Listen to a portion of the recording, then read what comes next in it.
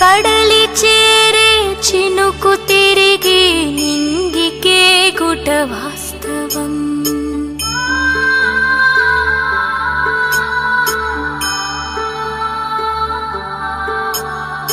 భువిని తాకిన చినుకు చిగురై చిగురు మొగ్గై పూయునో.